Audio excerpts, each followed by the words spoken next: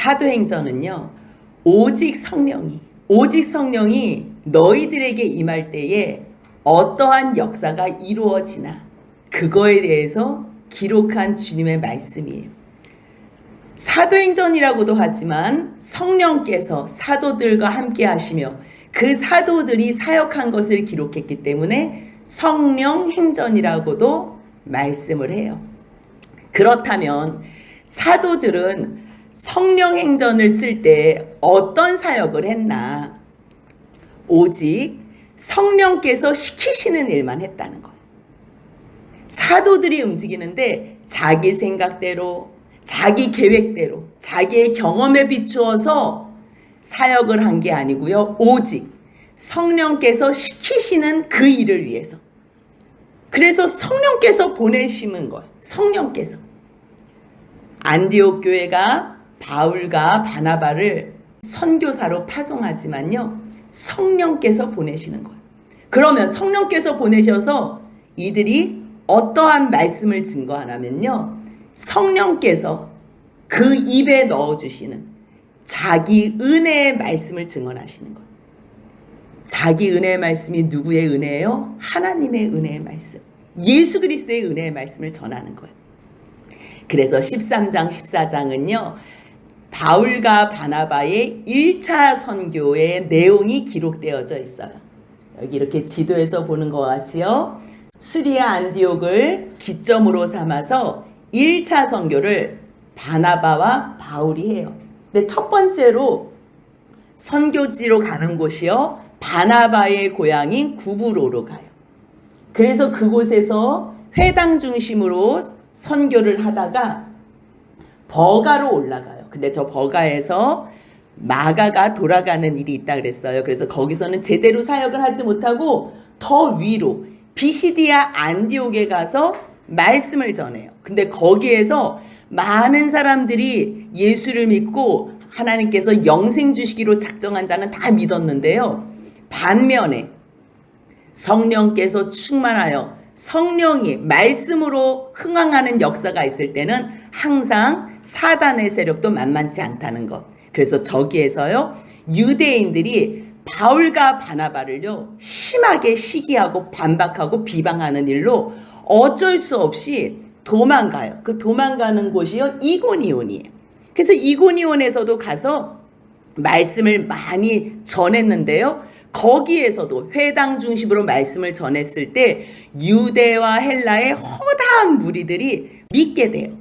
그리고 나서 루스드라와 더베로 가요. 근데 여기에서는요, 바울이 태어나면서 한 번도 걷지 못했던 사람을 일으키는 사건이 있어요. 그러한 역사도 일어났지만 이곳에서 어떠한 일이 있었냐면 비시디아 안디옥하고 이고네온에서부터 바울을 죽이려고 했던 사람들이 여기까지 쫓아와서 드디어 바울을요 돌로 쳐서 죽은 줄로 알고 버려요. 그렇게 큰 핍박이 있었음에도 불구하고 루스드라와 더베에서는요 많은 사람을 제자로 삼아요. 그냥 믿는 정도가 아니고요, 그냥 복음을 받은 정도가 아니고요, 그리스도를 닮은 그리스도인으로서 제자로 삼는 일을 해요. 그래서 1차 선교가 마쳐진 다음에 다시 본부인 안디옥으로 돌아가요. 그래서 안디옥에서 도착해서 우리가 1차 선교를 어떻게 했노라고 보고를 해요. 하나님께서 1차 선교를 보고하는 내용이 뭐냐면요, 14장 27절 같이 한번 읽겠습니다. 그들이 이르러 교회를 모아 하나님이 함께 행하신 모든 일과 이방인들에게 믿음의 문을 여신 것을 보고하고, 1차 선교를 어떻게 갔다 왔다? 하나님께서 시키시는 일을, 하나님께서 이방인들을 향해서 어떻게 믿음의 문을 열었는지, 얼마나 많은 주님께서 준비해 놓은 그러한 많은 생명들이 말씀 안에서 믿고 제자가 됐는지를 다 보고하는 거예요. 그리고 안디옥 교회에서요 시간을 보내요. 근데 1차 선교의 시기를 어디를 언제쯤으로 보냐면요, AD 47년부터 49년으로 봐요. 그리고 나서 오늘 본문에 예루살렘 공의회를 하는 내용으로 기록하고 있는데요, 이때도 AD 49년으로 봐요. 그리고 2차 선교는 이 49년에서 51년으로 봐요. 그러면 1차 선교와 2차 선교 사이에요. 뭐 몇 년 동안 쉬었던 게 아니고 잠깐 수개월 동안 쉬는 내용이에요. 그 수개월 동안 쉴 때에 다른 것 하지 않고 무엇 했다는 거예요? 제자들과 함께 오래 말씀으로 하나님의 이 예수 그리스도에 대한 복음에 대해서 계속 증거한 거예요. 그런데 안디옥 교회에서 바울과 바나바가 이제 예수 그리스도의 복음으로 제자들로 다 세우기 위해서 얼마나 많은 복음의 메시지를 전했겠어요? 그래서 오직 예수만이, 그 예수 그리스도의 은혜로만 우리가 구원을 받을 수 있다. 막 이렇게 증거하고 있는데요. 유대에서 어떤 사람들이 안디옥으로 내려온 거예요. 물론 위치적으로 보면 이스라엘 지도가 있으면 제일 북쪽이 갈릴리 지역이고요. 그리고 가운데가 사마리아고 밑에가 유대잖아요. 그런데 안디옥은 저 위에 있어요. 그런데도 불구하고 왜 우리가 대전에서 서울 올라간다 이야기 하잖아요. 수도기 때문에, 중심부기 때문에 올라간다고 이야기하는 것처럼 예루살렘도 유대도요 다 올라간다고 표현을 해요. 근데 이 사람들이 저기 수리아 안디옥까지 내려오는 거예요. 왜 내려오냐면 자기네들이 나름 믿는다고 생각하면서 그곳에서 하나님의 말씀을 증거하려고 오는 거예요. 근데 복음을 증거한다 그러는데 유대로부터 내려온 사람들이 뭐라고 가르치냐면 너희 예수 믿고 구원받는 거 맞아. 그런데 모세의 법대로 할례도 행해야 돼. 이렇게 말을 하는 거예요. 아니 지금 바울과 바나바가 여러분들 다른 율법은 정말 하나님께서 모형으로 예표로 하나님의 그 크신 사랑을 깨달아 알라고 죄를 억제하기 위해서 주신 거예요. 이렇게 가르쳐 주면서 오직 이 모든 율법을 완성하신 분은 예수 그리스도입니다. 우리는 율법으로는 구원을 받지 못해요. 율법으로 구원을 받으려면 율법을 100% 지켜야 되는데 100% 지키는 사람들이 어디 있어요? 그렇기 때문에 하나님께서 이미 벌써 준비해 놓으신 예수 그리스도로 말미암아 우리는 구원받은 주님의 자녀들이니 주 예수의 이름만이 우리에게 유일한 구원의 이름이 됩니다. 이렇게 가르치고 있는데요. 유대에서 내려온 사람 예수도 믿지만 그것만 안 된다. 너희 성경 봐봐 이러면서 막 이제 성경을 가르쳐 주는 거예요. 막 이야기를 같이 하는. 바울과 바나바는 오직 예수로만 구원받는다 그러는데 유대에서 내려온 사람들은 아니라고 막 모세의 오경을 펴가면서 창세기를 펴가면서 출애굽기를 펴가면서 막 얘기를 하는 거예요. 이 유대에서 내려온 사람들이 어떤 문제로 이야기를 하냐면 여러분들 예수로만 구원받을 수 없는 이유를 내가 가르쳐 줄게 하면서요. 창세기 17장에 할례에 대해서 하나님께서 아브라함에게 처음 말씀하시는 내용이 나오거든요. 근데 거기에 뭐라고 써 있냐면요. 10절을 보니까 너희 중 남자는 다 할례를 받으라는 거예요. 다. 그러면서 이것이 나와 너희와 너희 후손 사이에 지킬 내 언약이라는 거예요. 언약. 그러니까 하나님께서 아브라함에게 이렇게 말씀하시면서 뭐라고 얘기하냐면요. 너희 집에서 난 사람들인지 너희 돈으로 산 종이든지 누구든지 다 할례를 받아야 된다는 거예요. 그러면서 창세기 17장 14절 한번 같이 읽겠습니다. 할례를 받지 아니한 남자 곧 그 포피를 베지 아니한 자는 백성 중에서 끊어지리니 그가 내 언약을 배반하였습니다. 여기 이런 말씀 있잖아요. 그렇기 때문에 여러분들 예수만으로는 하나님의 백성이 될 수 없어요. 모세에게 명령하고 그리고 이미 벌써 아브라함에게 하나님께서 약속하신 이 할례를 받아야 돼요. 막 얘기하는 거예요. 그래서 모세 이야기를 또 막 출애굽기에서 하는데요. 아브라함에게만 말한 것이 아니라 하나님의 백성으로 출애굽해서 나올 때에 하나님께서 명령하신 것인데 출애굽기 12장 44절 48절 한번 같이 읽겠습니다. 각 사람이 돈으로 산 종은 할례를 받은 후에 먹을 것이며 너희와 함께 거류하는 타국인이 여호와의 유월절을 지키고자 하거든 그 모든 남자는 할례를 받은 후에야 가까이하여 지킬지니 곧 그는 본토인과 같이 될 것이나 할례 받지 못한 자는 먹지 못할 것이니라. 그러니까 거류인이나 종이나 누구나 다 이스라엘 백성 가운데 유월절에 동참하려면 너희가 애굽에서 출애굽하기 위해서 나오기 위해서는 누구나 다 할례를 받아야 된다는 거예요. 그러면서 49절에서 연이어서 뭐라고 얘기하냐면요. 같이 읽습니다. 본토인에게나 너희 중에 거류하는 이방인에게 이 법이 동일하니라. 다 동일하다는 거예요. 이거는 이스라엘 백성들에게만 한한 법이 아니라 이방인들에게도 동일해요. 그렇기 때문에 여기 잠깐 안디옥에 있는 여러분들 지금 다 이방인들인데 예수로만 구원받는 게 아니에요. 예수도 믿고 할례도 행해야 돼. 막 이렇게 얘기를 하니까 이제 헷갈리는 거죠. 그렇기 때문에 다툼이 심할 수밖에 없었어요. 그래서요 15장 2절을 보니까요 바울 및 바나바가 한 편이 되고요. 그리고 유대로부터 내려온 사람 그들이 또 다른 편이 돼서요 적지 아니한 다툼과 변론이 계속적으로 발생된 거예요. 그래서 이 일을 하는데 해결이 안 되는 거예요. 너무 서로 아주 강성적으로 자기들을 주장하니까. 그러니까 주위 사람들이 듣다가 안 되겠다. 이 문제는 우리가 해결해야 될 문제가 아니고 예루살렘에 있는 그 사도들과 장로들에게 우리가 이 문제를 해결해 달라고 그렇게 보내자고 결정을 하는 거예요. 이게 교회의 참 아름다운 모습이에요. 교회에 문제가 있으면요 교회 내에서 해결하고 만약에 교회에서 해결되지 않는 문제는요 교회 위에 노회라고 있어요. 그러면 노회에서 해결을 하고 노회에서 해결이 안 되는 문제는 총회로 올라가면 돼요.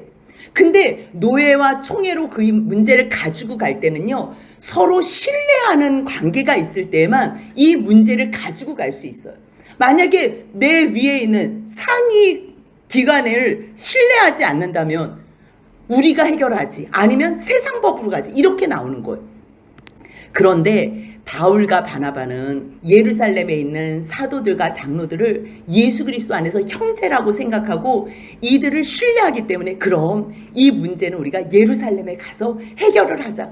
그래서요 두 사람만 보내는 게 아니고요 몇몇 사람들을 같이 이제 예루살렘에 보내기로 작정을 하고서 안디옥 교회의 성도들의 전송을 받고서요 바울과 바나바와 몇몇 사람들이 예루살렘으로 향해서 이제 올라가고 있는 거예요. 그런데 저 위 수리아 안디옥에서부터 밑에 예루살렘까지 오는 길이 얼마나 길어요. 거기 지나쳐 오는데요 베니게도 있고 사마리아도 있는 거예요. 전에는 사마리아를 통행해 가지 않고 막 지나서 돌아서 갔는데요 이제는 다 주 안에서 복음 안에서 형제가 된 거예요. 그러면서 이들에게도 기쁜 소식을 전하는데 뭘 전하냐면요 여러분들 우리만 구원받는 게 아니라 이방인들도 구원을 받습니다. 그래서 막 증거를 하는 거예요. 그러니까 이 소식을 들은 이 많은 사람들이 다 함께 기뻐하는 거예요.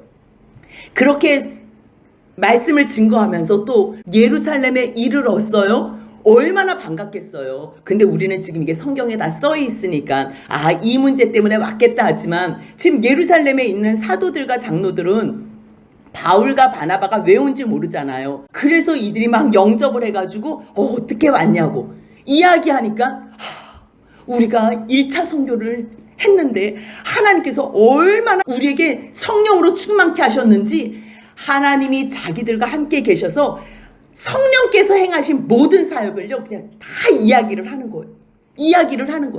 그래서 있었던 일들 가운데에 얘기하고 있는데 잠깐만 바리새인 중에 몇 사람들이 일어나서 아니 예수 증거하는 것도 좋은데 할례를 받아야지 또 똑같은 이야기를 하는 거예요. 그러니까 이것이 이방인들하고 유대인들이 섞여 있을 때는 할례 문제가 있지만 유대인들끼리 있을 때는 태어나면서부터 할례를 받았잖아요. 그렇기 때문에 유대에서 복음 증거하는 건 문제가 안 되는 거예요. 다 할례를 받고 있는데 무슨 할례에 대한 문제가 있겠어요. 근데 이제 이방 선교를 하는데 자꾸만 이제 할례가 걸리니까 이거를 해야 되나 말아야 되나 아니 예수만 믿으면 구원을 받는다 그러는데 자꾸만 주변 사람들이 아니야 율법도 지켜야 된다니까 할례를 행하지 아니하면 하나님의 백성 가운데서 끊어진대잖아. 막 이렇게 얘기를 하니까 이제 헷갈리기 시작하는 거예요. 그러니까 이러한 말씀을 듣고 있는 중에 아니나 다를까 바리새파들 중에서 이 바리새인들은 부활을 믿어요. 부활은 믿지만 또한 자기네들이 생각하는 그 유대 그 이력들, 그 율법들은 또 철저하게 지키는 사람들이잖아요. 그렇기 때문에 아니라고. 이거는 우리들도 할례를 행해야 되지만 이방인들도 반드시 할례를 행해야 된다고.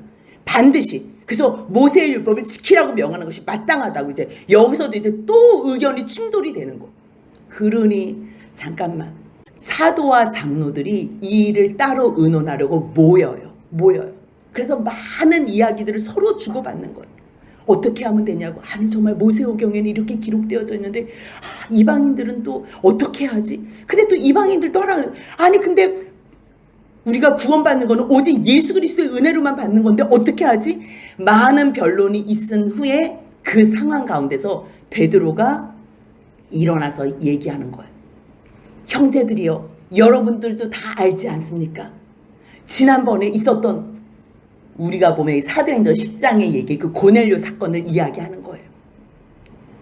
이 예루살렘 공의의 이 중요한 이 교리를 정해야 되는 중요한 회의를 위해서 하나님께서는 베드로에게 9장에서 애니야 중풍병자도 낫게 하시고 또 도르가도, 죽은 도르가도 살리게 하시고. 왜요? 그러한 역사를 왜 일으키셨어요?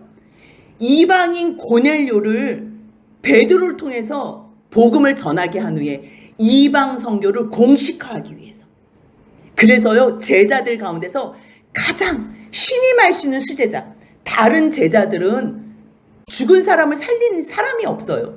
유일하게 베드로만 죽은 사람을 살린 거예요. 그러니 이 베드로의 이 권위는요, 예루살렘 교회에서, 초대교회에서 최고의 수제자의 권위를 갖고 있는 거예요. 하나님께서 나에게 이 고넬료, 이방인 고넬료에게 성령을 보내셔서 우리와 같이, 우리가 성령 받아서 예수 믿은 것과 같이 똑같은 은혜를 이방인들에게 주셨던 그 이유, 이 오래전에 있었던 이 사건은 이방인들도 예수로, 오직 주 예수의 은혜로만 구원받는다는 것을 가르쳐 주시기 위함이에요. 그 얘기를 이제 하는 거예요. 그 말씀이요, 사도행전 15장 7절 8절 한번 같이 읽겠습니다. 많은 변론이 있은 후에 베드로가 일어나 말하되, 형제들아, 너희도 알거니와 하나님이 이방인들로 내 입에서 복음의 말씀을 들어 믿게 하시려고 오래전부터 너희 가운데서 나를 택하시고 또 마음에 아시는 하나님이 우리에게와 같이 그들에게도 성령을 주어 증언하시고. 똑같은 역사가 있다는 거. 마음을 아시는, 어떤 마음이요? 오직 구원의 하나님. 이 죄를 해결해 줄 수 있으신 분은 주 예수 그리스도의 이름으로만 구원을 받을 수 있다는, 주님만 바라보는 그 마음을 보는 그 하나님. 하나님이 사람들의 마음을 다 알잖아요. 그러니까 마음을 보시는 하나님, 마음속에 그들의 믿음까지도. 그래서 그들의 믿음으로, 뭘 믿는 믿음이에요? 예수 그리스도를 믿는 믿음으로 그들을 의롭게 하시는, 깨끗하게 하시는 그 일에는요, 유대인이나 이방인이나 차별이 없습니다. 이제 이 얘기를 하는 거예요. 그러면서 여러 가지로 반대하는 사람에게, 여러분, 근데 여러분들은 어찌하여 지금 이 시기에 왜 하나님을 시험하십니까? 여러분들 율법 다 지켰어요? 여러분들도 율법 못 지켰잖아요. 여러분들도 율법 못 지켜서 그 율법으로 얽매이고, 그것뿐이에요. 여러분들 평생 하나님 외에 다른 우상들을 얼마나 많이 섬겼어요. 그럼에도 불구하고 하나님께서 예수만 믿으면 너희의 과거의 모든 죄를 다 도말해 주시겠다 그랬는데, 그래서 예수 그리스도 이름으로 구원받은 것에 기뻐하면서 왜 이방인들에게는 우리도 능히 매지 못했던 그 율법정의 멍에를 왜 그들, 우리 형제들, 그리스도를 닮아가려는 제자들의 왜 목에 두려느냐. 그러면서 뭐라 그래요?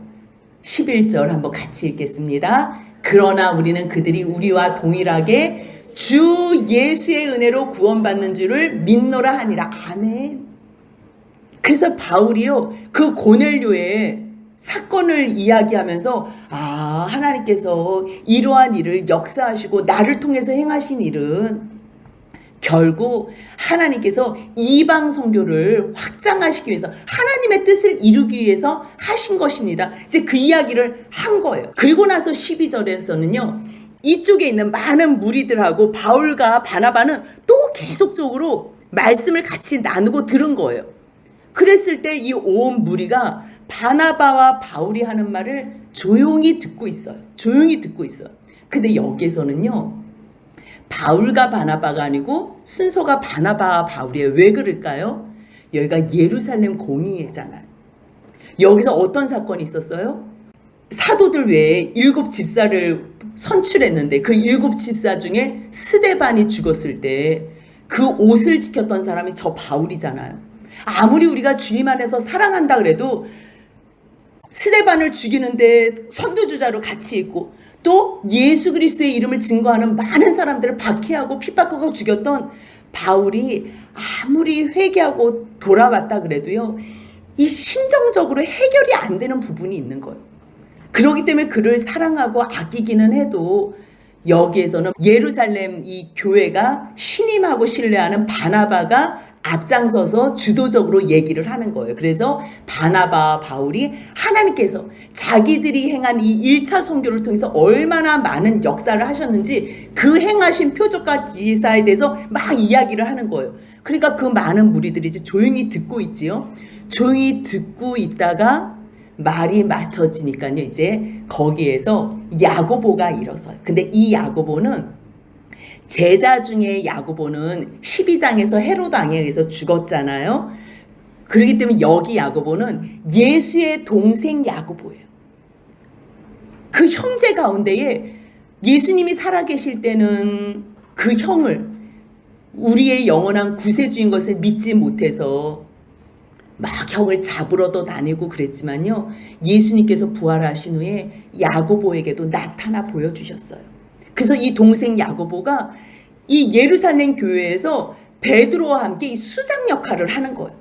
그래서 이 공의회의 이 모든 이 회의 진행을 마지막에 결론적으로 야고보가 결정을 내는 거예요. 그래서 모든 일을 듣고서요, 대답하면서 형제들아 내 말을 들으시라고.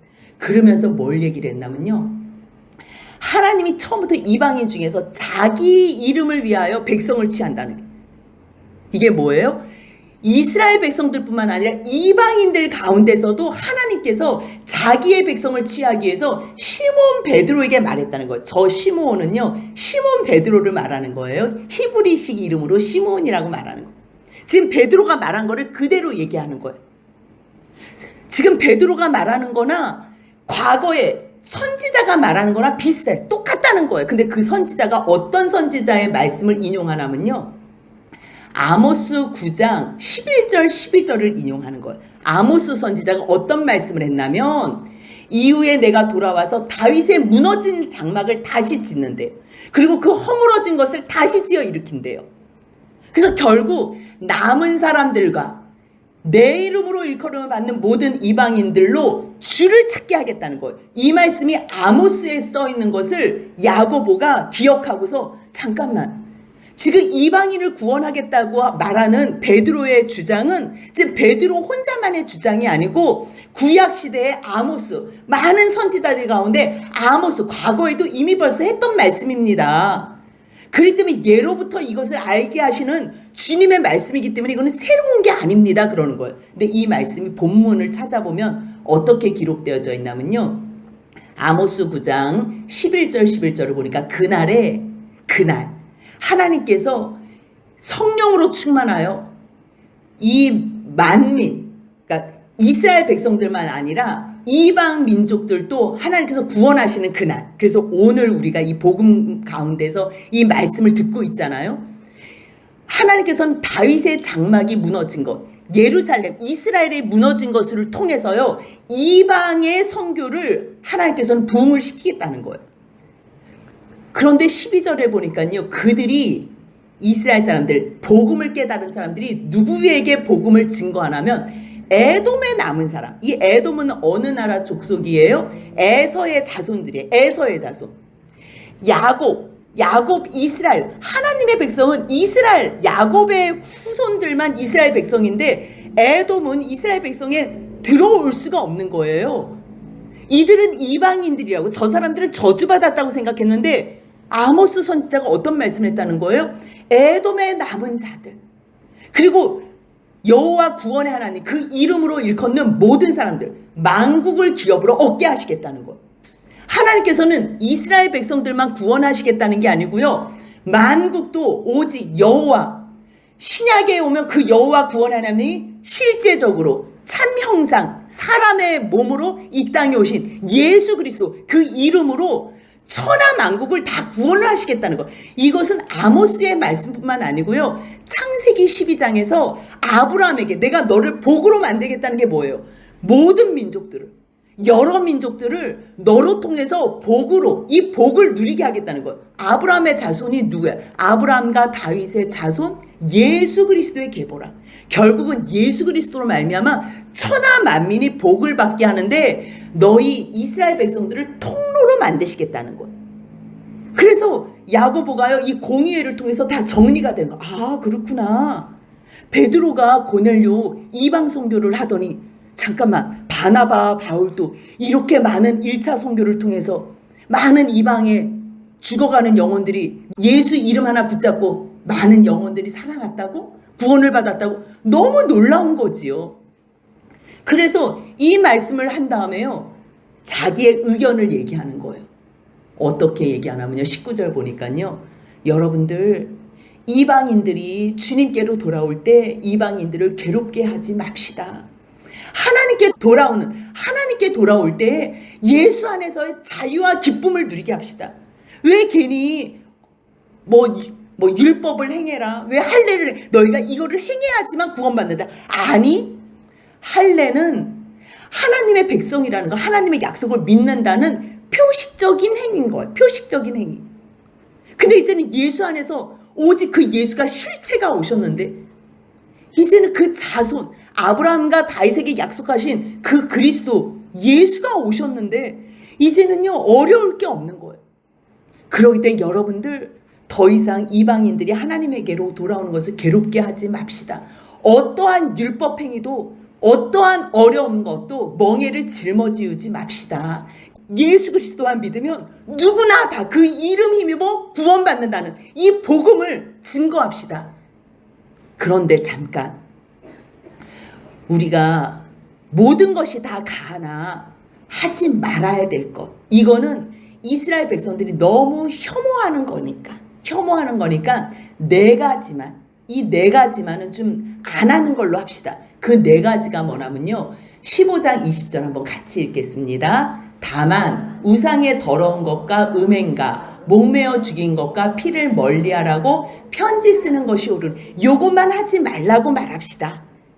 이것을요, 이제 안디옥 교회뿐만 아니라 또 저쪽 비시디아, 안디옥, 이고니온 곳곳에다가 다 이 말씀 편지로서 한번 다 돌려서 이제는 이방인들이 율법에 매이지 말고 유대인들이 할례를 꼭 행해야 돼요. 이거 가지고 얘기하는 거에서도 자유롭게 우리가 공식적으로 예루살렘에서 공식적인 회의에 통과한 내용이라고 공개적으로 우리가 편지를 씁시다.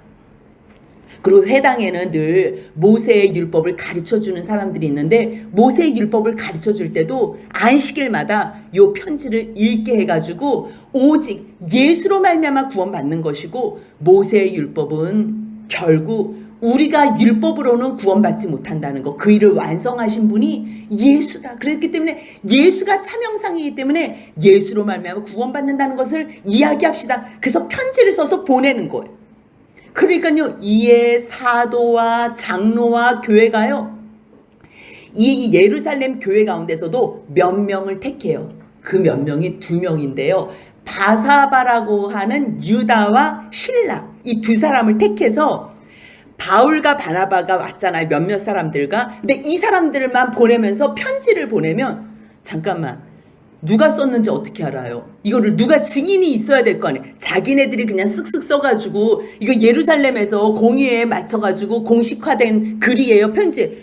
이게 믿을 수가 없기 때문에 여기서도요, 할 수 있는 모든 정성을 다해서 이방인들도 위로받고 정말 오직 예수 그리스도만으로만 구원받는다는 것을 확실히 알게 하기 위해서요, 편지도 써서 보내고요, 사람들 유다와 실라도 보내고요, 또 이 유다와 실라를 보내면서요, 이 공의회에서 있었던 말들도 똑같이 전하게 하는 거예요. 그러니까 얼마나 이게 여러 번 또 증거하고 확실하게 이것이 공식화됐다는 것을 알리는 거예요. 그래서 23절 보니까요, 그 편에 편지를 붙여, 누구에게 편지를 붙여 안디옥으로 보내는 거예요? 유다와 실라에게, 이 사람 손에. 왜냐하면 이 사람들은 지금 예루살렘 공회에 있는 선지자들이기 때문에 믿고 신뢰할 수가 있는 거예요. 그래서 이 사람들 손에 편지를 보내는데요, 가면서 안디옥가, 이 안디옥은요 비시디의 안디옥을 얘기하는 거고요. 수리아, 또 수리아는 또 안디옥, 수리아 안디옥을 얘기하는 거예요. 길리기아, 왜 우리가 지난 시간에 봤던 이고니온, 루스드라, 더베, 그쪽 이제 갈라디아 지역들, 그곳에다가 다 이 편지를 보내라는 거예요. 그래서 이방인 형제들에게 문안하면서 예루살렘 공의회에서 이러한 교리 논쟁이 결정됐습니다. 그러니까 여러분들 이제는 율법에서도 자유하시고 할례에서도 자유하시고 오직 구원은 주 예수 그리스도의 은혜로만 받습니다. 이것을 이제 편지와 사람을 통해서 이제 다 이제 보내는 거예요. 이 이스라엘 이제 장로들하고 사도들이 뭘 들었어요? 우리가 보낸 적도 없고 우리가 허락도 안 했는데 유대에서 그냥 이 안디옥 교회도 가고 어디도 가서요 허락도 안 받고 마음대로 얘기하는 거예요. 야, 너희 할례 받아야 돼, 할례 받아야 돼, 이런 짓을 하고 다닌다는 거예요. 그 사람들 우리가 보낸 사람들 아니야, 이 이야기를 하는 거예요. 24절 한번 같이 읽겠습니다. 들은즉 우리 가운데서 어떤 사람들이 우리의 지시도 없이 나가서 말로 너희를 괴롭게 하고 마음을 혼란하게 한다 하기로. 편지에다가 뭐라고 쓴 거, 이게 지금 편지 내용이에요. 여러분들 형제들이요, 우리가 들었습니다. 여러분들 마음고생 많이 하셨지요? 그 사람들은 우리가 보낸 사람들 아니에요. 지금 우리가 보내는 이 두 사람, 유다와 실라가 우리가 보내는 공식적인 사람이지, 그 전에 유대에서 내려갔다고 뭐 자기네들이 뭐 할례를 행해라 이렇게 말한 사람들은 우리가 보낸 사람들이 아니에요. 우리 지시 없이 자기네들끼리 간 사람들이기 때문에 여러분들 이 사람들로 말미암아 말로 괴롭힘을 당했지요. 그리고 여러 가지로 마음이 혼란한다는 소식을 들었어요. 그래서 지금 우리가 사람 2명을 택해서 보내거든요. 이 사람들은 어떻게 택했냐면요, 우리는 이러면서 자기네들을 소개하는 거예요. 25절 26절에요. 우리 주 예수 그리스도의 이름을 위하여 생명을 아끼지 아니하는 자예요. 우리는 지금 두 사람을 보낸 거, 이 두 사람, 유다와 실라, 이 두 사람을 누가 뽑았냐면 우리가 뽑았는데, 우리는 어떤 사람들이냐면 우리 주 예수 그리스도의 이름을 위하여는 생명도 아끼지 않는 우리가 지금 두 사람을 뽑아서 바울과 바나바와 함께 여러분들에게로 보내기로 지금 만장일치로 결정이 됐습니다. 그래서 우리가 유다와 실라를 보냅니다. 이 편지 가져가는 사람이 지금 유다와 실라잖아요. 그래서 이 사람들을 보내고 이 사람들이 또 말로도 증거할 수 있도록 보냅니다. 그러면서 뭐라 그러냐면요, 성령과 우리는, 성령 안에서 우리가 하나가 된 거예요. 이 요긴한 것들, 요긴한 게 뭐 아까 4가지, 그거 외에는 어떠한 것도 너희에게 아무 짐도 지우지 않기로 결정했어요. 그게 옳다고 생각했기 때문에 다른 율법을 지우지 않을 거예요.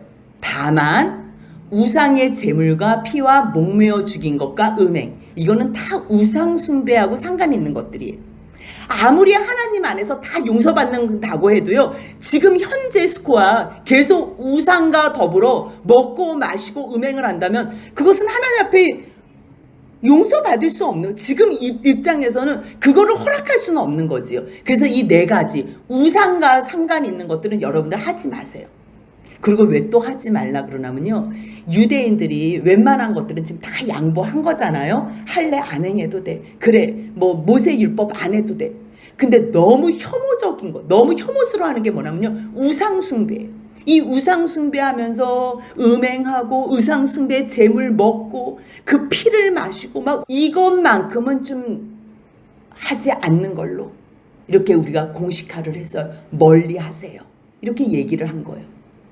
그리고 만약에 이런 것들 멀리하면, 여러분들 스스로 절제하면, 또 스스로 하나님 앞에서 삼가하면 여러분들이 평안하고 아마 잘 될 거예요. 이렇게 편지를 쓴 거예요. 그래서 작별하고서요, 이 사람들을 보낸 거예요. 그래서 안디옥에 내려간 이 사람들이 많은 사람들, 무리들을 또 모았겠죠. 그 무리들을 모은 다음에 이제 편지들을 이제 다 전하고 읽어주고, 이러한 일이 있었고, 여러 시간을 통해서 여러 사람들이 회의를 한 결과, 여러분들 이제는 할례 안 해도 돼요. 우리가 이 무거운 멍에를 우리가 감당할 필요도 없어. 율법 안 지켜도 돼요. 우리가 만약에 율법을 지킨다면 율법을 지켜서 구원받는 것 때문에 지키는 것이 아니라 하나님께서 예수 그리스도로 말미암아 주신 그 구원의 은혜가 너무 감사해서 하나님이 기뻐하시는 삶을 살기 위해서 율법 이상의 율법을 지키는 것, 자유함의 율법을 지키는 것은 괜찮아요. 하지만 내가 율법을 지킴으로 구원받는다는 것은 그거는 옳지 않아요. 그러면서 이야기를 하는 거예요. 그래서 그 말을 하니 얼마나 위로가 되겠어. 읽고 또 말해주고 여기 제 이름 있지요, 제 이름 있지요, 이렇게 써 있어요 하면서 다 이야기를 해주니까 너무 큰 위로가 된 거예요. 근데 유다와 실라도 뭐래요? 선지자래요. 선지자니까 말씀으로 충만할 거 아니에요. 선지자는 누가 선지자지요? 하나님께서 주신 말씀을 입에 담아서 그대로 하나님의 말씀을 주님의 백성들에게 선포하는 자를 선지자라고 하는 거예요. 그러니까 이 성령에 충만해서 하나님의 말씀에 막 증거하니까 얼마나 많은 주님의 제자들이 위로를 받겠어요. 그래서 함께 있다가 이제는 다시 돌아가야 될 때가 됐기 때문에 실라 유다 이제 수고했어요. 돌아가세요. 그래서 평안히 가라는 전송을 받고서요 예루살렘으로 다시 온 거예요. 자기를 보내던 사람에게로 돌아가되 이제 돌아온 거예요. 그리고 나서 안디옥에는 계속 바울과 바나바가 남아 있을 거 아니에요. 거기서 또 복음을 증거하는 거, 또 복음, 많은 사람들에게, 수다한 다른 많은 사람들에게 또 주님의 말씀 또 가르치고 또 가르치고. 근데 한참 가르치고 몇 달을 이제 가르치고 있는데 요때 갈라디아서를 썼어요. 갈라디아서를. 이 갈라디아 지역이 어디냐면 1차 선교했던 그 지역 있지요. 이고니온, 루스드라, 더베. 잠깐만, 이 사람들이 지금 혹시나 다른 유대인들이 와서 또 예수 말고 다른 도를 전하는 거 아닌가? 그래서 갈라디아서를 먼저 쓴 거예요. 쓰고 나서 이제 두 번째로 우리가 2차 선교 하자고, 그러니까 1차 선교와 2차 선교 사이에 갈라디아를 썼는데요. 왜 이렇게 방문을 할 수밖에 없었냐면요, 갈라디아서 3장 1절을 보니까요, 한번 같이 읽어보겠습니다. 어리석도다 갈라디아 사람들아, 예수 그리스도께서 십자가에 못 박히신 것이 너희 눈앞에 밝히 보이거늘 누가 너희를 꾀더냐. 무슨 얘기냐면요, 여러 가지 소식과 소문이 들릴 거 아니에요. 잠깐 우리가 여기서 안디옥에서 수다한 많은 사람들을 복음으로 가르치고 있는데, 아니 갈라디아 사람들이 예수 말고 다른 것으로도 복음 받는다는 것을 들은 거예요. 안 되겠다, 빨리빨리 돌아다니자. 근데 돌아다니기 지금 일단 재방문하기 전에 갈라디아 사람들에게 갈라디아서를 써야 되겠다. 그래서 쓴 거예요. 지금 이 마음 상태가요 굉장히 이게 위기적인 거예요. 아니 갈라디아 사람들아, 너희가 그렇게 말씀을 잘 받았는데 아니 누가 너희를 꾀드냐? 뭐라고? 율법으로 구원을 받는다고? 행위로 받는다고? 야, 너희 한번 생각해봐. 구원받는 게 율법의 행위냐 아니면 믿음으로? 한번 너희 말해봐. 이거 묻는 거예요. 그 말씀이요 갈라디아서에 그대로 있는 거예요. 내가 너에게 뭐라고 전했어? 오직 예수 그리스도의 그 이름, 그 이름으로만 우리가 구원받는다고 전했는데, 아니 무슨 잠깐 율법을 얘기하냐, 그 사람들 말 믿지 마. 그래서 일단 갈라디아서를 쓴 거예요. 너희에게 성령을 주시고 너희 가운데 성령으로 역사하시는 그분이 무엇을 가르쳐 주더냐? 오직 예수 그리스도의 이름, 그 이름으로만 너희가 구원받는다는 것을 가르쳐 주지 않더냐? 그러면서 갈라디아서 3장 6절도 뭐라고 얘기해요? 같이 있습니다. 아브라함이 하나님을 믿음에 그것을 그에게 의로 정하셨다. 그러니까 할례 때문에 의로운 게 아니에요. 할례는요 17장에서 할례를 받아요. 근데 창세기 15장에서 의롭다 해요. 아브라함이 여호와를 믿음에, 그래서 오직 그 마음을 다 살펴보신 하나님께서 그 중심 가운데 믿으면 그를 의롭다 하시고, 하나님을 전적으로 신뢰하면 의롭다 하시는데, 아니 뭐라고 무슨 율법이야. 율법은 그 다음에 주시고, 할례도 17장에서 주신 거라니까. 그래서 지금 갈라디아서에서 막 말씀을 선포하는 거지. 그래서 뭐라 그래요? 오직 믿음으로 말미암은 자들이 아브라함의 자손이지, 우리가 혈통적 유대인이 아니고 언약적 약속의 유대인이 유대인이다. 그러면서요 갈라디아서 3장 11절 유명한 말씀을 하박국에서 인용해서 해요. 같이 한번 읽겠습니다. 또 하나님 앞에서 아무도 율법으로 말미암아 의롭게 되지 못할 것이 분명하니 이는 의인은 믿음으로 살리라 하였으면, 하박국 선지자도 이렇게 얘기를 했는데, 그래서 지금 이게 위기에 봉착했기 때문에 잠깐만 우리가 1차 선교 했었던 데를 한번 재방문하자 이렇게 얘기를 한 거예요. 근데 이제 재방문하자 그러니까 바나바는 지난번에 1차 선교 때 돌아갔던 마가를 데려가고 싶은 거예요. 근데 이 마가는요 조카뻘이 되는 거예요. 조카뻘이. 그러니까 마가가 옆에서 같이 수행원으로 있으면 이번에는 좀 좋겠다. 지난번에도 또 어려움이 있었고 이제 이번에는 좋겠다 그래서 바나바는 마가라는 요한도 이번에 데려갑시다 이러는데 바울은 단칼에 노를 선포하는 거예요. 아니 지난번에 밤빌리아에서 우리가 같이 사역하자고 왔는데 그때 자기 마음대로 떠나서 함께 일하러 가지 아니한 마가를 또 데려간다고요? 난 절대 못해요. 절대 이건 옳지 않아요. 그래서요 성령에 충만한 바나바와 바울이요 선교사로 나아가는 일 가운데서도요 심히 다툼이 있다니까요. 근데 이 다툼이 있은 후에 서로 화목하고 화해했더라가 아니고요 39절 한번 같이 읽습니다. 서로 심히 다투어 피차 갈라서게 된다니까요. 갈라서는 지경까지도 있어요. 그러니까 우리가요 한 번에 하나님의 이 구원을 받고 우리가 거듭나서 새로운 피조물이 됐다고 한 번에 주님 닮을 것 같지 아니에요. 그래서 성화의 시간이 있는 거예요. 성화의 시간. 이 성화를 통해서 바울이 어떻게 바뀌었냐면요. 고린도전서 9장 6절 보면요. 고린도전서는 2차 선교 후에 기록한 거거든요. 그러니까 그 다음에 또 바나바를 만나서 회복됐는지 9장 6절 한번 같이 읽겠습니다. 어찌 나와 바나바만 일하지 아니할 권리가 없겠느냐 이렇게 막 묻는 내용이 나와요. 그러니까 자기하고 바나바하고 지금 같이 또 동역자로 이야기를 하는 내용이 있잖아요. 회복이 됐다는 얘기예요. 시간이 지나면서. 또 마가하고의 관계는 어땠나? 정말 끝까지 원수 같아서 난 절대 안 봐. 절대 나 용서 못해. 이게 아니고요. 골로새서를 보면요. 4장 10절 한번 같이 읽겠습니다. 나와 함께 갇힌 아리스다고와 바나바의 생질 마가와 이 마가에 대하여 너희가 명을 받았음에 그가 이르거든 영접해 달라고 그렇게 편지를 쓴 내용이 있어요. 그뿐만 아니에요. 빌레몬서 1장 24절 같이 읽겠습니다. 또한 나의 동역자 마가 아리스다고 데마 누가가 문안하느니라. 그럼 지금 빌레몬서를 쓸 때는 바울 옆에 누가 있다는 거예요? 마가가 있다는 거예요. 마가가. 그치요? 이때는 AD 61년쯤 되는데요.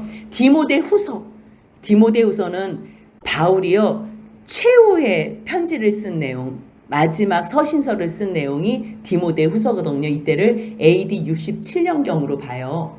그때 4장 11절에 뭐라고 쓰나 같이 한번 읽겠습니다. 누가만 나와 함께 있느니라. 내가 올 때에 마가를 데리고 오라. 그가 나의 일에 유익하니라. 바울이요 디모데에게 편지를 쓰면서 디모데 너 혹시 나 보러 올 때는 너 혼자 오지 말고 지금 내 옆에 누가밖에 없는데 내가 마가가 보고 싶어. 그러니까 올 때 마가도 데려와. 그렇게 마지막 서신에서 마음이 다 회복이 된 거. 회복이.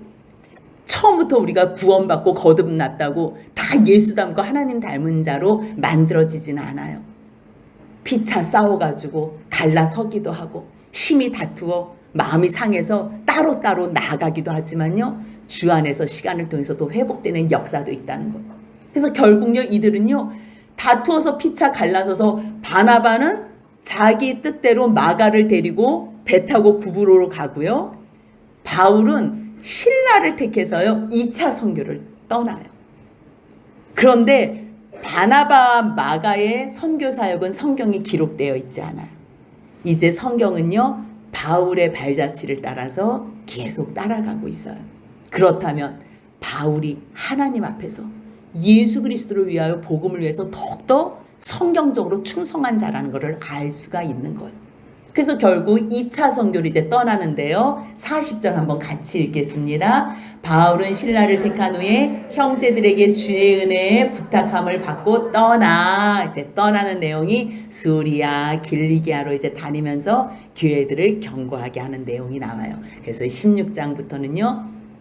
계속 2차 선교가 어떻게 진행되나를 우리가 다음 시간에 볼 거예요. 왜 이 15장 공예가 중요한가? 예루살렘 공예가 왜 중요하냐면요. 이방 선교를 이제 공개적으로 공식화를 해야 돼요. 그게 안 되면 아무리 복음을 전해도요. 율법하고 병행해야 된다는 착각 가운데예요. 그게 이단이에요. 처음에는 복음 가지고 이야기하지만 마지막에는 자꾸만 행위적으로 어떠한 구원을 이야기하는 것. 그러한 것 다 배제하라고. 그래서 15장은요. 역사 속에서 교리 논쟁 중에 공예 중에 최고 중요한 공예가요. 15장에 나오는 예루살렘 공예라는 것 기억하시며 어려운 있을 때 어려운 일이 있고 교회 문제가 있더라도 충분히 논의하고 기도한다면 하나님께서 가장 기뻐하시는 뜻대로 인도되어지고 결국 그것으로 말미암아 이방 선교가 공식화됐다는 이 역사 가운데 있다는 걸 기억하시면서 우리도 그 은혜로 말미암아 이 구원을 받은 것에 감사하며 남은 인생은 오직 주와 복음과 교회를 위해서 충성하며 사는 저와 여러분들의 복된 삶이 되시길 주님의 이름으로 소원합니다. 아멘.